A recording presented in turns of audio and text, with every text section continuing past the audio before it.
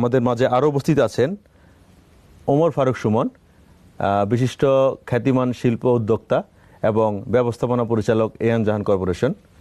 আপনাদের সবাইকে ধন্যবাদ। কথা বলবো এই বিষয়ে। ওমর ফারুক সুমন, আপনি একজন তরুণ উদ্যোক্তা। আমরা আপনার কাছে জানতে চাই যে বাংলাদেশে যে 2 বছর যে কোভিড সিচুয়েশন আমরা অতিক্রম করছি, সেক্ষেত্রে চামড়া শিল্পের সার্বিক অবস্থা কি আপনি মনে করেন? আপনি যেটা বললেন যে আসলে কোভিড সিচুয়েশনে আমি এক কথায় বলবো যে আমাদের বর্তমান সেক্টরের পজিশন অনেক ভালো।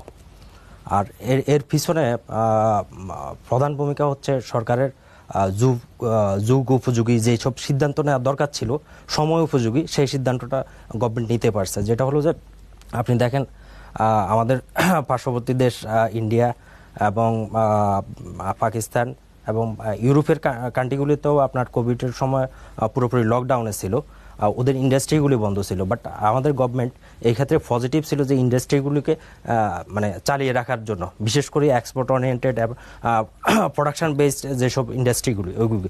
এবং ওইটার কারণে বর্তমানে ভাই যেটা বললো যে আমাদের অর্থনীতির কথা, আমি মনে করি যে বর্তমানে যে আমাদের অর্থনীতিতে টিকে আছে, এই সময় উপযোগী যে ডিসিশনটা গভর্নমেন্ট নিয়েছে ওটাও আমাদের এখানে কিন্তু অ্যাড হয়েছে।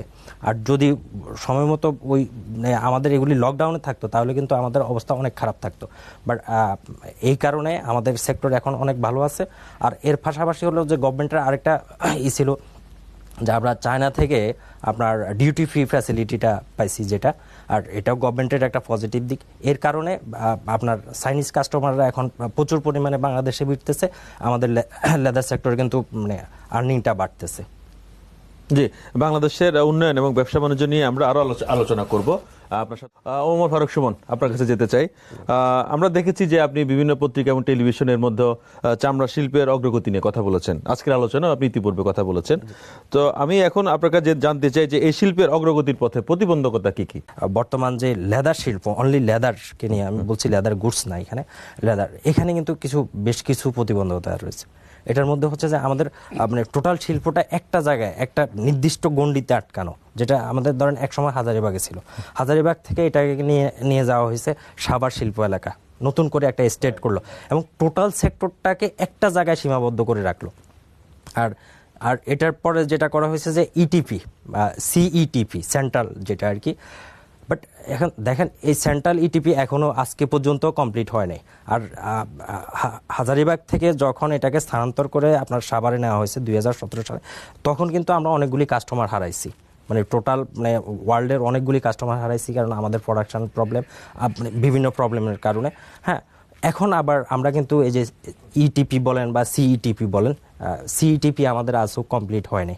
এটার কারণে আমরা ইউরোপিয়ান কাস্টমারদের কাছে আমরা কিন্তু লেদার ভালোভাবে সেল করতে পারতেছি না। 2-1 কাস্টমার নেয়, তারা মানে সেটাও মানে হয়তো মানে বিভিন্নভাবে তারা করে নিচ্ছে। বাট যেখানে আমাদের একটা সময় আপনার ইটালি, স্পেন, এসব কান্ট্রিতে, পর্তুগাল, পোল্যান্ড, ওখানে বেশ ভালো বিক্রি ছিল। বাট এখন কিন্তু আমরা এশিয়া বেসড মানে চায়না বেসড হয়ে গেছি, আমরা এখন মানে চায়নাতেই বিক্রি করতে হচ্ছে। আর এই কারণে কিন্তু আমাদের লেদারের কিন্তু প্রাইস অফ ডিক্রিজ হচ্ছে, লেদারের প্রাইস ডিক্রিজ হচ্ছে। কারণ চায়নাতে কিন্তু ওদের লেদারের মার্কেট কিন্তু অনেক হাই, হ্যাঁ, অনেক উঁচু মার্কেট আমরা যতটুকু জানি। এর বাইরে হচ্ছে যে আমাদের এখানে আমাদের দক্ষ, আমি যেটা মনে করি যে আমাদের আপনার লেদার সেক্টরটাকে আর কি, যেটা ট্যানারি শিল্পটাকে দক্ষভাবে পরিচালনা বা মানে সংগঠন, যেটা আর কি দক্ষ সংগঠকের অভাব রয়েছে। এর বাইরে হলো যে আপনার ওখানে কিছু সিন্ডিকেটের কারসাজি আছে। আর যেহেতু আপনার টোটাল সেক্টরটা একটা জায়গায়, এই জন্য কিন্তু সিন্ডিকেটগুলি মানে স্ট্রংলি কাজ করতে পারে। এর বাইরে আপনারা আরেকটা জিনিস দেখেন, কোরবানিতে দেখেন আমাদের ওই আপনার খুলনা চামড়া নদীতে ফেলে দিতে হচ্ছে, আপনার সিলেটের চামড়া আপনার মাটির নিচে পুঁতে ফেলতে হচ্ছে। যদি আমাদের সেক্টরটা যদি একটা জায়গায় সীমাবদ্ধ না থাকে, দেশের বিভিন্ন জায়গায় সিইটিপি না ইটিপি, যেটা ইটিপির মাধ্যমে যদি ট্যানারিগুলি দেশের বিভিন্ন জায়গায় হতো, তাহলে কিন্তু আপনার সিলেটের যদি আপনি চাচ্ছেন সারা দেশে যদি এই শিল্পের বিস্তৃতি ঘটানো যায়, সেক্ষেত্রে অগ্রগতি করা সম্ভব। আমরা একটু বিরতি নিচ্ছি, বিরতির পর আবার কথা বলবো। ধন্যবাদ। ওমর ফারুক সুমন, আপনার কাছ থেকে লেদার শিল্প নিয়ে তো আমরা অনেক বিষয়ে আলোচনা করেছি, কিন্তু এখন আমি ইয়াং এন্টারপ্রেনার দিন একটু আপনার কাছ থেকে আলোচনা নিতে চাই। ইয়াং এন্টারপ্রেনার দিনে সেটা হচ্ছে নতুন উদ্যোক্তা সৃষ্টিতে সরকারের অনেক গুরুত্বপূর্ণ ভূমিকা আছে, হ্যাঁ, কিন্তু আপনাদের এই চামড়া শিল্পে কি কি ধরনের ফ্যাসিলিটি দিলে নতুন উদ্যোক্তা সৃষ্টি হতে পারে আপনি কি মনে করেন? ট্যানারিকে 10% ইনসেন্টিভ দিচ্ছে, আবার ট্যানারি কিন্তু আপনার বন্ডেড ওয়্যার ফ্যাসিলিটিও পাচ্ছে।